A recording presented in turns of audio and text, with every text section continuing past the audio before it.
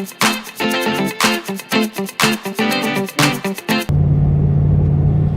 good morning, everybody. This is DearMamaSal on a Tuesday morning. It is 16 degrees Celsius here in southern British Columbia, which would make it about 60 Fahrenheit, I believe.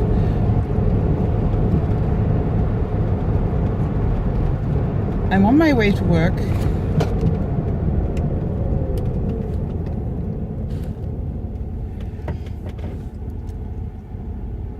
Although I must admit I'm not feeling that good. But I'm going to do my best. I didn't get to work yesterday. I woke up yesterday morning and I was just totally drained again. So it's really weird. But I know my body well enough to know that I've always had a personal benchmark, which is if my brain feels fuzzy, which, you know, and I don't feel that I'm firing on all cylinders, then I should not be driving. And I've always had that as my sort of benchmark, which is if I'm not sort of with it, then I shouldn't be driving. So I spent most of yesterday in bed, and I did get up about 6 o'clock to go and edit just a little bit of video for you guys, and I did that and then went straight back to bed again and had a good night's sleep, and I'm still not quite right. So we'll see if I can just hang on enough to get through tomorrow, and then gives me another 4 days to hopefully recover. On the good side, for those of you who might have missed it, I managed to get out this weekend and go and meet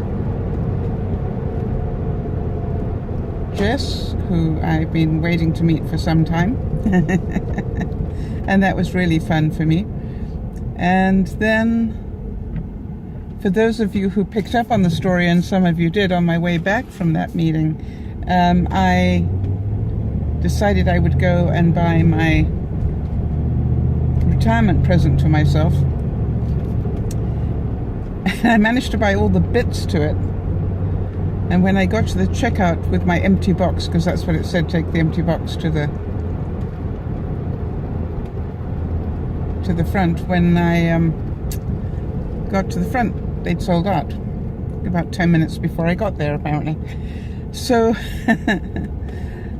I took it home, and then I found out, I mean, I took what I had home. I decided to just go ahead and buy the bits anyway, because I know what I'm getting. But then I got home and realized I had a 50% off coupon, which was very exciting until I read the fine print. And guess what it says in the fine print? There are certain exceptions. Guess what is in that exception? My machine.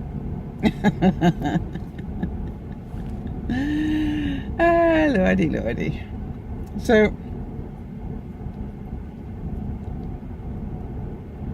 what can I say? Now I've got to decide whether to go and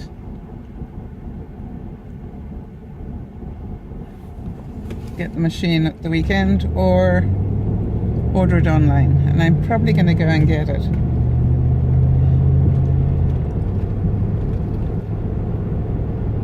I sort of looked at the difference in price, and really it is actually not that much. And now that I think about it, I realize that even without Prime, I can pick it up on Amazon and get free shipping, right? Because it's an expensive item. So I'll double check that, and if necessary, I'll get it online. Now the clever thing would be to get it online, and to make sure I don't open it before I retire, is to give it to the company to hand it to me on my retirement day. Because basically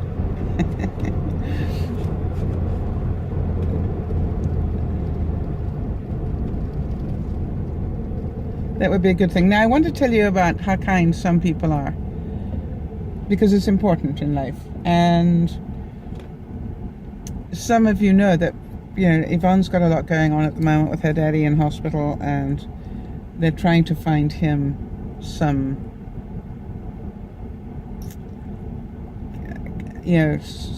some help.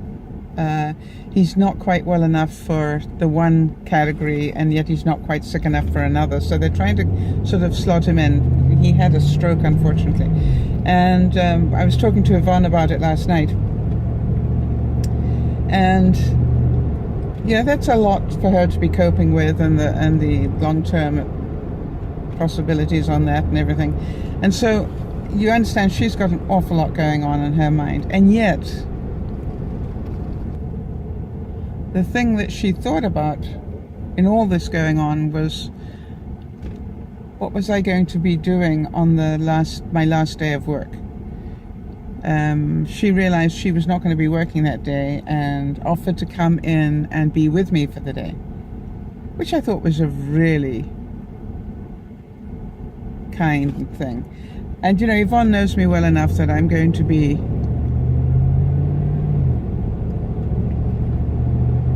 very emotionally charged. I mean, even thinking about it emotionally charges me. So very emotionally charged that day.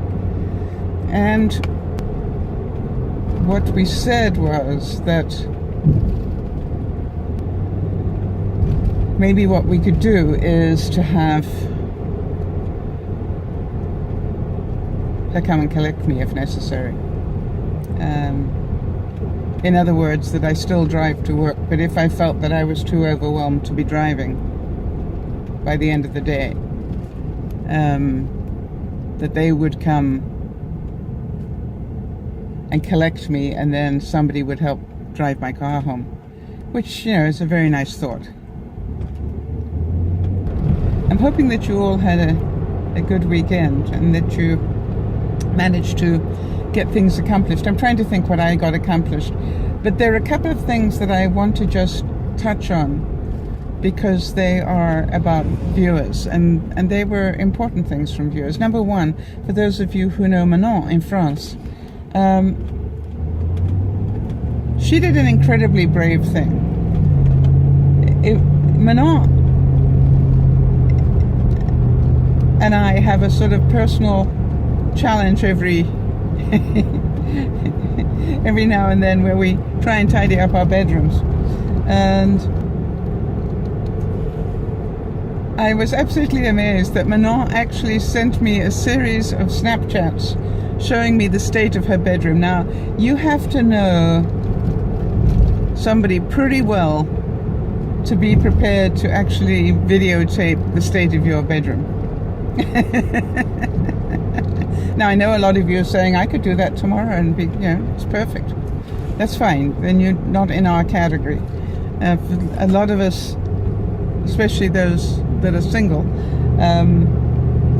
our bedroom is our last resort sort of thing.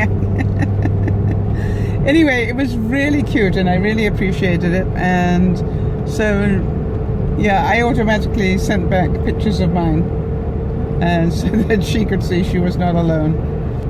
So I was very touched by that. I thought that showed a great deal of love and care. The other thing that touched my soul this weekend was, we have one viewer that comes onto the broadcast, and she is in such a difficult personal dilemma. Not dilemma, well, it is a dilemma. She has a son who is not well, and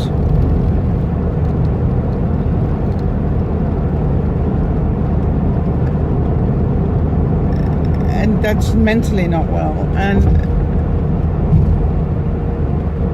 then every now and then he becomes violent,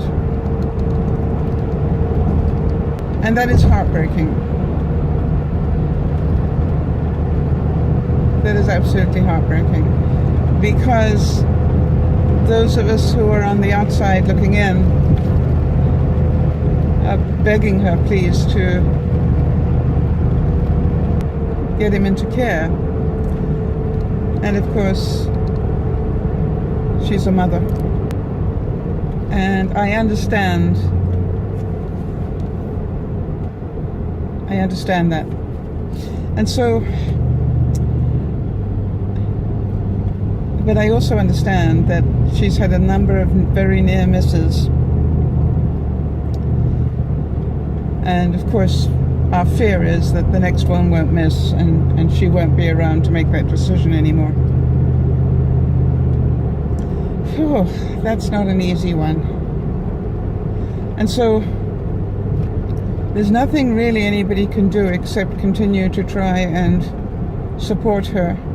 And for those of us that believe in prayer, pray that she finds the strength and the understanding that maybe this young man could get better care than he's getting at home.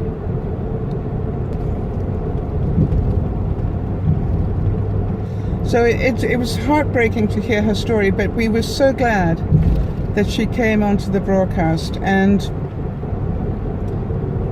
so very glad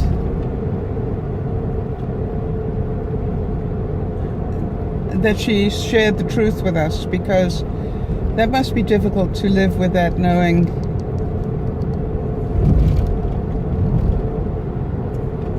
that we were all probably going to be supportive of her, but also trying to get her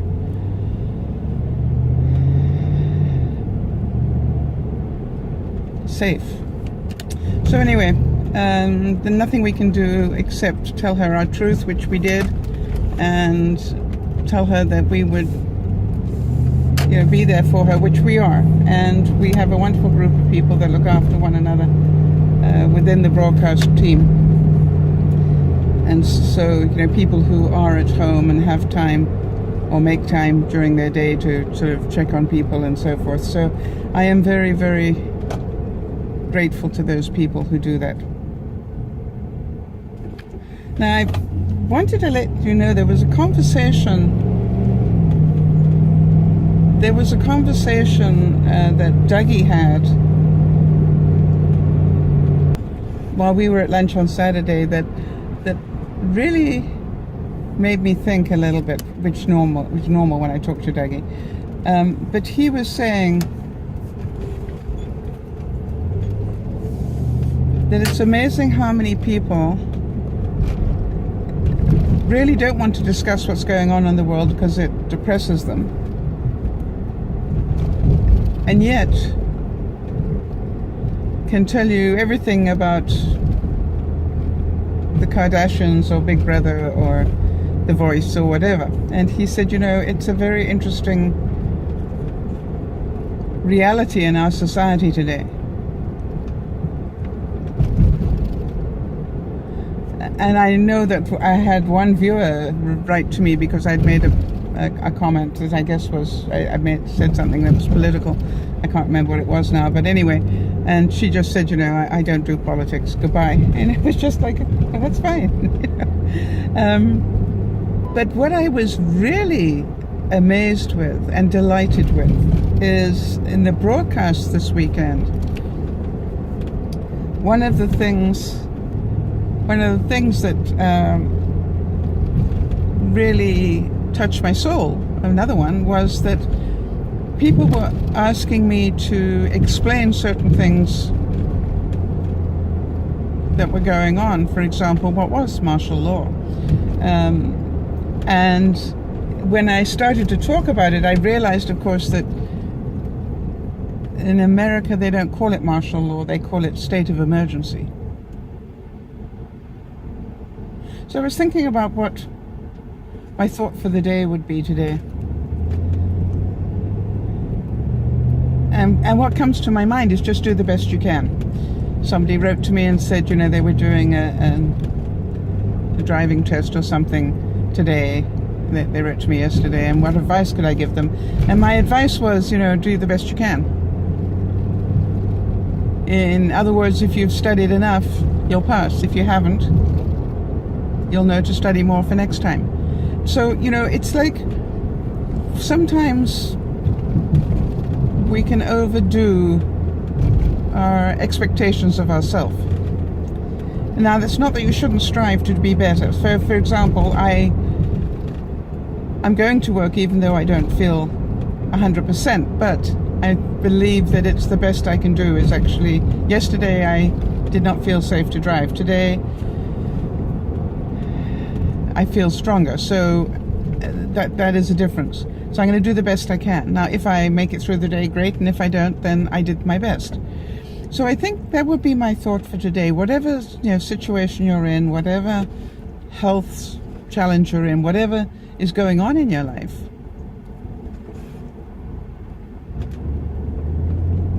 do your best. Do your best to get up and do something. Do your best to tidy up one little area. Do your best to make somebody smile. Do your best to let go of judgment today. Do your best, in all of those areas. It doesn't matter what area it is. Do your best to apologize if you make a mistake. And if you can do that, then you don't have anything to concern yourself with. That's all that really you need to do in life, is to do your best. Now, your best might not be up to somebody else's standard, and that's just fine. Your best might not be up to your own expectation, and that's just fine. But if it is your best, then it's good enough. This is DearMamaSal saying, thank you for being there. Thank you for listening. Do your best to enjoy your life today, because none of us know if we have it tomorrow. Bye-bye for now.